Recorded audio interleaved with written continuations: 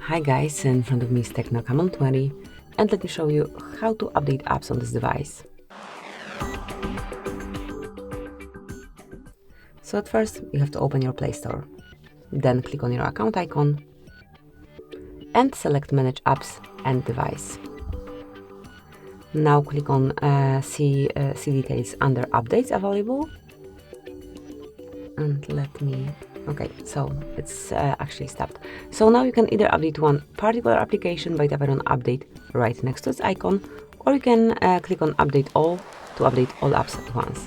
So that's it. This is how you can observe the progress. Obviously, meanwhile, you can use your device in a normal way and then just check if it's already done. So that's it. That will be all. Thank you for watching. Please subscribe our channel and leave the thumbs up.